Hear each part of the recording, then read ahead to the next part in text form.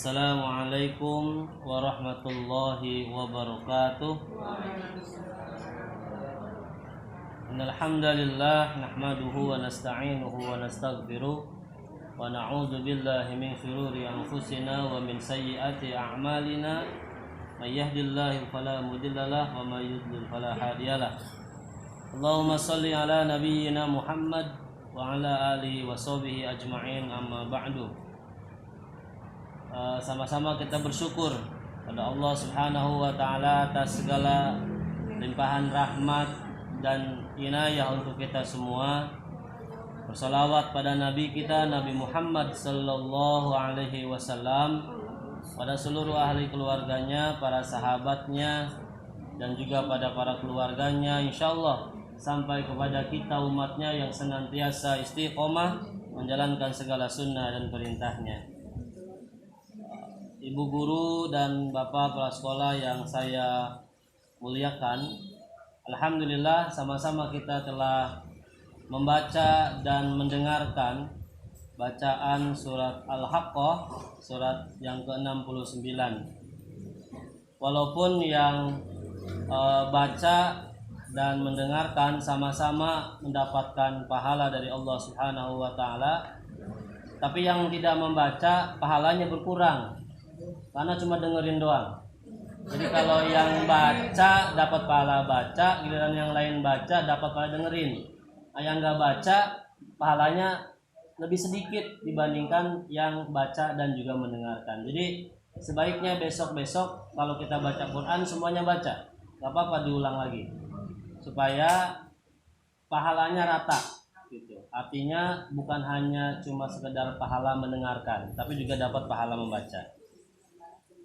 Hadirin jamaah rahimakumullah, dewan guru yang sama-sama saya hormati, sedikit saja terkait dengan makna surat Al-Haqqah. Al-Haqqah ini disebutkan dalam arti di surat ini, di ayat di Quran ini adalah hari kiamat. Mal haqqah, apakah hari kiamat itu wa ma adraka mal haqqah, dan tahukah kamu apakah hari kiamat itu.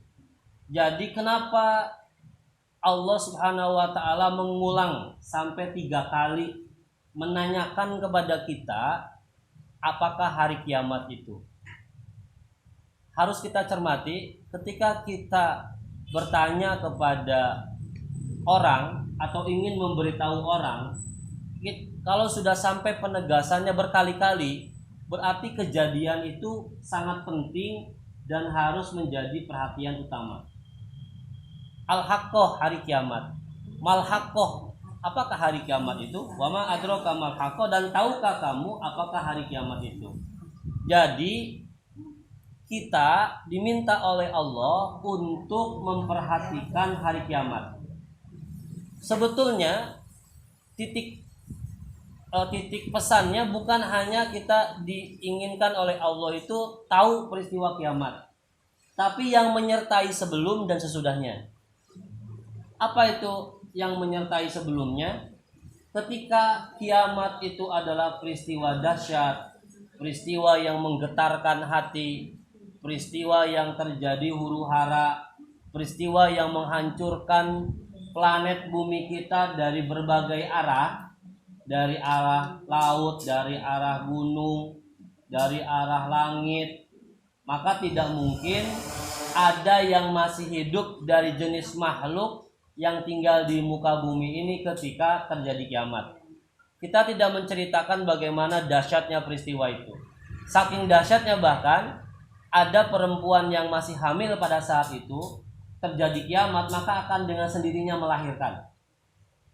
Ada yang ketika seorang ibu menyusui anaknya, ketika terjadi kiamat itu sampai dilepasin. Terpisahlah antara anak dan ibu, bahkan bayi yang dalam kandungan pun sampai terlahir keluar. Artinya ketika kejadian itu terjadi begitu dahsyatnya sampai bayi saja keluar.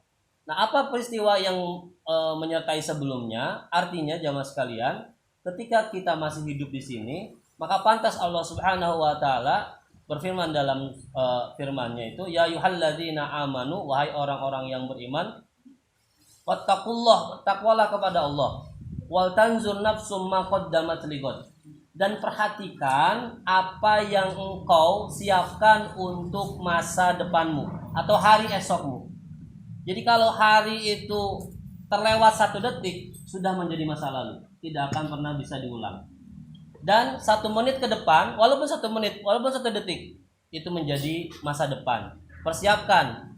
Nah, ketika kita diingatkan oleh Allah tentang dahsyatnya hari kiamat, dan yakin insya Allah kita minta diwafatkan oleh Allah, tidak sampai menjadi orang-orang yang mengalami kiamat. Karena seburuk-buruk umat adalah yang mengalami kiamat. Karena di sana Dajjal turun, Imam Mahdi turun, Nabi Isa turun, kemudian Islam berjaya di sana kurang lebih 8 sampai 9 tahun. Setelah itu kembali manusia kepada zaman kegelapan. Maka di sanalah kiamat akan datang. Jadi mari kita niatkan selama kita masih hidup di dunia ini, apapun aktivitas kita memang tidak mudah, tapi kita tingkatkan niatnya bukan hanya saja ibadah. Dari rumah pergi ke tempat ini bukan hanya sekedar menggugurkan kewajiban, tapi tingkatkan niat menjadi niat jihad fisabilillah. Sebab kalau nanti dalam perjalanan tiba-tiba kita nginjek paku, ban kita keserempet mobil dan yang lain-lain, nauzubillah, ketika ajal kita sampai, insya Allah niat kita sudah tinggi, yaitu jihad fisabilillah. Jangan karena bete di rumah nggak ada kerjaan atau berantem di rumah kemudian berangkatnya ke sekolah daripada begitu. Nah, ini perlu niat itu kita tinggikan agar jihad ini pahalanya betul-betul bisa kita raih. Jadi penekanan terakhir, kehidupan setelah kiamat, di mana nanti Allah akan mengumpulkan manusia pertama sampai terakhir. Bayangkan, jangankan sedepok, semeruyung aja, selimu aja, itu pasti sudah berdesak-desakan. Ini seluruhnya dari manusia pertama sampai pada manusia terakhir. Maka pantas tempat itu disebut sebagai padang mahsyar, di mana begitu luas, tidak ada ujungnya, karena manusia dibangkitkan dari pertama sampai terakhir. Kemudian yaumul hisab, kita dihisab, yaumul mizan, kita ditimbang, dan yaumul jaza, kita akan diberikan ganjaran dari apa yang telah kita kerjakan di dunia.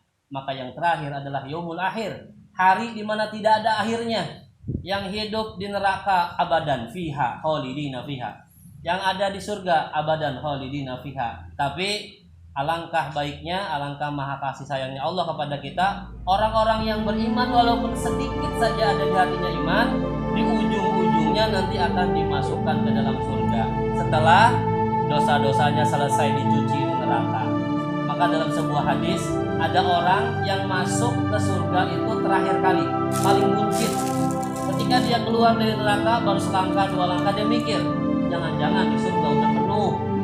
Dia balik lagi ke neraka, kata Allah, masuk ke surga sampai 3 kali. Kemudian Allah menyatakan, sungguhnya surga itu luasnya seluas langit dan bumi.